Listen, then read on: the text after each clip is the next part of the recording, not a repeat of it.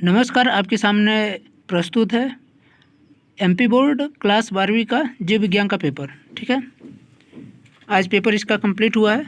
आशा करता हूं कि आप सभी का पेपर अच्छा गया होगा।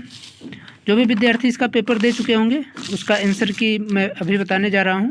आप लोग अपना अपना चाहें तो चेक कर लीजिएगा, मिला लीजिएगा बढ़िया से कि आपका कितना प्रश्न सही हुआ है, कौन कौन प्रश्न सही है, कौन से गलत हैं। ठीक है, देखिए इसमें क्या लिया है। पहला माइकोराइजा उदाहरण है।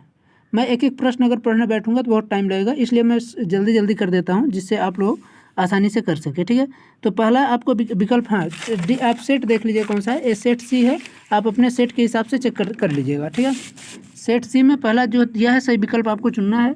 इसमें क्या है कि माइकोराइजा उदाहरण है किसका, सभोजिता का। तो इसका आंसर क्या हो जाएगा, सभोजिता मतलब बी नंबर।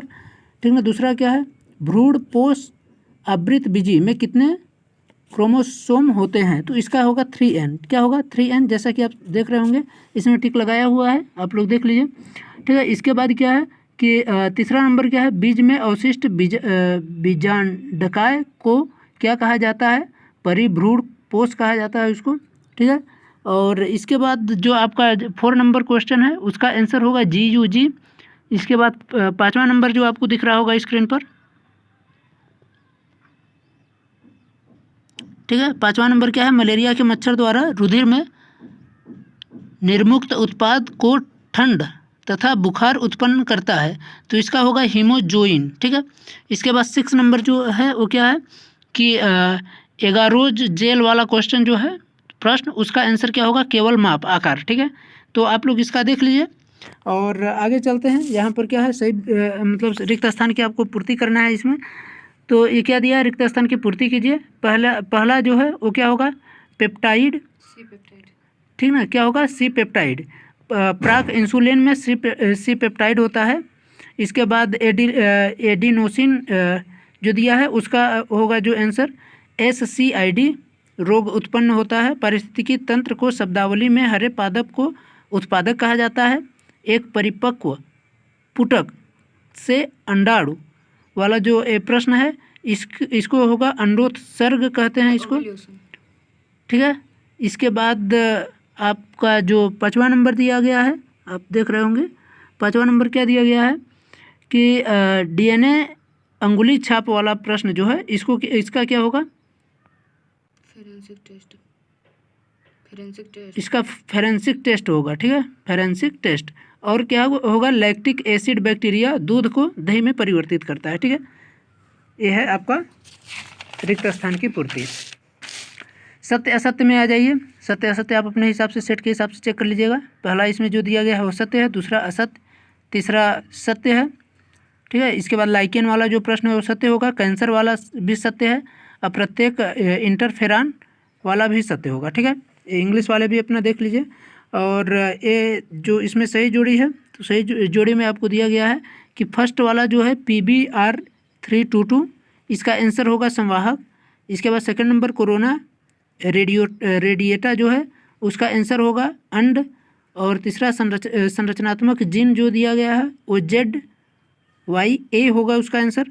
और आपको जो चौथा नंबर है T लिम्फोसाइट जो दिया गया है वो किससे संबंधित है, तो वो होगा अस्थिमज्जा से। और स्पर्धा जो संबंधित है वो हानिकारक पारस्परिक क्रिया से संबंधित है। ठीक है, तो ये रहा आपका सही जोड़ी। आगे चलते हैं।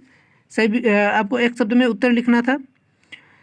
तो पहला क्या दिया है, मानव में साइटोकाइन रोध किस प्रकार सहज प्रतिरक्षा प्रदान करता है, वायरल प्रतिकृति को रोकता है। ठीक है, इसका आंसर क्या होगा, वायरल प्रतिकृति को रोकता है। ठीक है, इसके बाद जो BT वाला दिया है उसका होगा बैसिलस थुरिनजिएंसिस। ठीक है, और उसके जो नीचे जो दिया गया है पृथ्वी का फेफड़ा, तो आप लोगों को पता होगा कि अमेजन का जो जंगल है उसको ही पृथ्वी का फेफड़ा कहा जाता है। ठीक है, और ZIFT का पूरा नाम क्या है, तो ZIFT का पूरा नाम zygote intra fallopian transfer.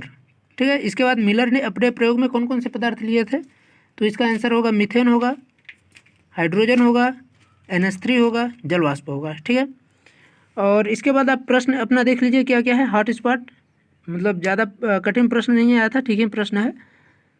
Hot spot वाला था, जैव विविधता वाला था, ठीक है। इसके बाद आपका एमनिओसेंटेसिस वाला था, और एमटीपी वाला था, और उत्परिवर्तन से संबंधित था, और हीमोफीलिया से संबंधित था, ठीक है।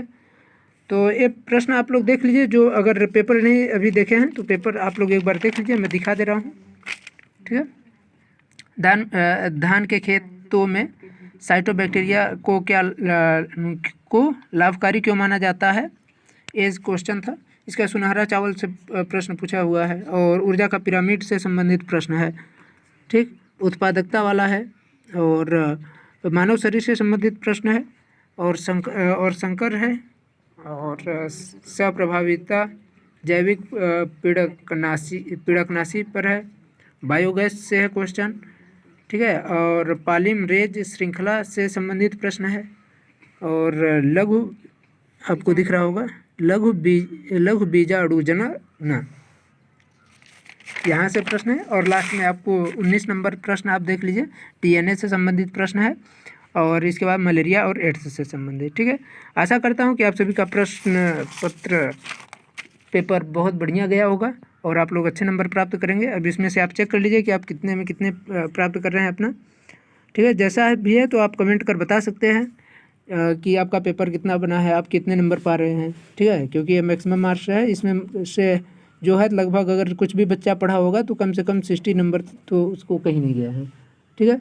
नहीं तो आप इस 70 में 75 भी प्राप्त कर सकते हैं, कोई दिक्कत नहीं है, ठीक है। पढ़ते रहिए, मस्त रहिए।